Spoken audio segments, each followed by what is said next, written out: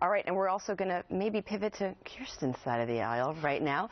A new report of more stiff arming of the media by Hillary Clinton at one of her events. This time, it's a speech in Houston today, a memo to the press from Texas Southern University, making it very clear that Mrs. Clinton would not be talking to them.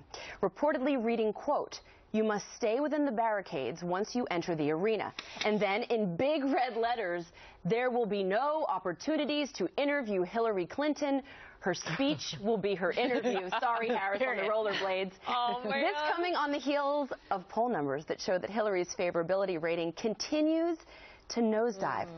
Senator, what do you think is the most vulnerable Achilles heel of Mrs. Clinton? If you had to pick a question that she had to answer, what do you think she needs to answer? Well, what did you achieve as Secretary of State? How do you answer for this abysmal foreign policy approach that this White House has taken, whether it's the reset in Russia, pulling out of Iraq too early, mismanaging the Libya experience? I think they have a lot to answer for, and it's one of the reasons why she probably doesn't want to be exposed so early to these questions. Do you think just the fact that she won't take questions is an issue in itself?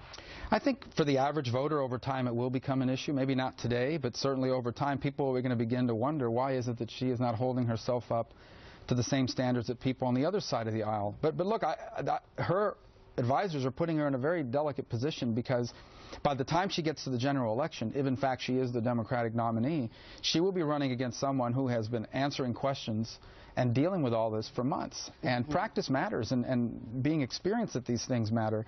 And I think she's going to struggle with it as a result of this. Clearly the GOP sees her vulnerabilities, because you wouldn't think that you'd see so many people, you know, jumping into the ring unless they thought that they could get Hillary Clinton.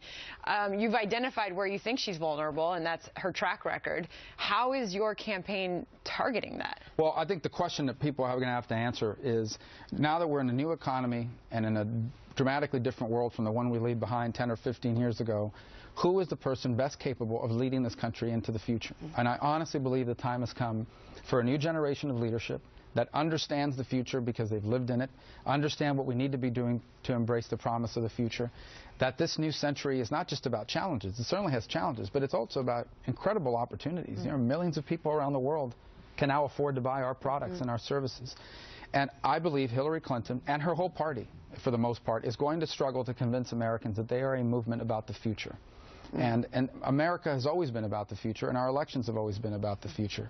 And I think she's going to struggle, and her party is going to struggle, to convince Americans that they have ideas about the future and about how to make our future even better than our history. Can I ask you a question about something that's making